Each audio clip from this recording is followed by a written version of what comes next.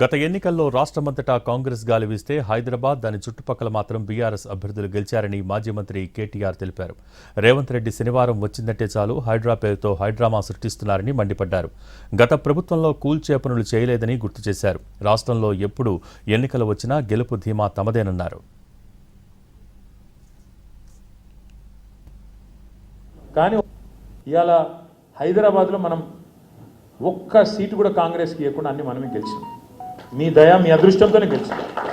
మీ దయతో మీ పకడ్బందీ ప్రణాళికతో మీరు గుండెల్లో పెట్టుకుని గులాబీ జెండాను మోస్తే మీరు కొట్లాడితే 2023లో రాష్ట్రంలో వేరే చోట ఎట్లున్నా హైదరాబాద్లో మాత్రం ఒక్క సీటు కూడా అటు ఇటు కాకుండా హైదరాబాద్ మాత్రం మనమే గెలిచాం. ఏం మెజారిటీలు ఒకసారి యాడ్ చేసుకోండి. రాష్ట్రం అంతా ఒక తిరుగుండే.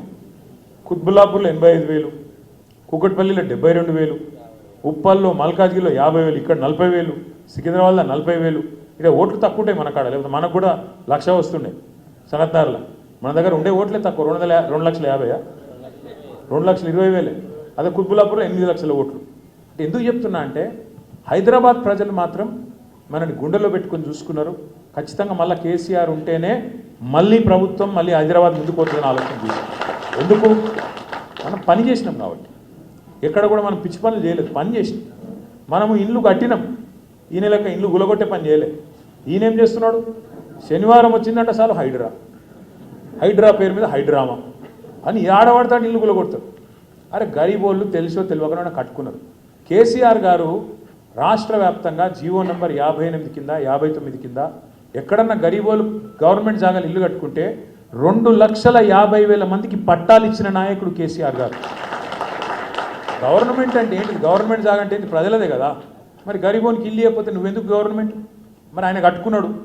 కట్టుకుంటే నీకేం పోయింది? నీళ్ళ సౌలతి, కరెంట్ సౌలతి, రోడ్లు వేయు, మోరీలు కట్టు, ఆ జాగా రెగ్యులరైజ్ చేయి.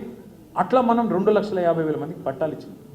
గిరిజనులు కొన్ని చోట్ల మరి జంగల్ కొంత సాఫ్ చేసి పోడు చేసి భూమి వ్యవసాయం చేస్తుంటే 4.5 లక్షల మందికి 4.5 లక్షల ఎకరాలకు పోడు పట్టాలు ఇచ్చిన నాయకుడు కేసీఆర్ గారు. అంటే ప్రజలు చూస్తున్నారు ఫరకేంది. గరీబోళ్ళను కడుపులో పెట్టుకొని కేసీఆర్ గారు చూసుకుంటే ఈయనేం చేస్తున్నాడు? ఈయన గురించి ఎంత తక్కువ మాట్లాడితే అంత మంచిది. కానీ ఒకటి మాత్రం పక్కా, ఇవాళ ఒక హైదరాబాద్లో కాదు, రాష్ట్రం మొత్తం ప్రజలు ఎదురు చూస్తున్నారు. ఎప్పుడు ఎలక్షన్ వస్తుందా, ఎప్పుడు కాంగ్రెస్ పోతుందా, మళ్ళీ కేసీఆర్ వస్తాడా. ఇలా స్లోగన్ ఒకటే రాష్ట్రం అంతటా, కాంగ్రెస్ పోవాలి, కేసీఆర్ రావాలి, కేసీఆర్ రావాలి. ఇది మొత్తం రాష్ట్రంలో. ఏడవై రైతును అడుగు, తప్పు చేసినాం సార్ ఏం చేయాలి, అప్పుడు ఏదో అయ్యిందట్లా అని బాధపడుతున్నారు. ఇక హైదరాబాద్లో అయితే ఏం మారలేదు, జోర్దార్ ఉన్నది పరిస్థితి. కార్పొరేషన్ ఎలక్షన్ ఎప్పుడు పెట్టినా ముమ్మాటికి మళ్ళీ గెలిచే పార్టీ ఖచ్చితంగా బీఆర్ఎస్ అని అనుమానం ఉంది. కానీ ఇంట్లో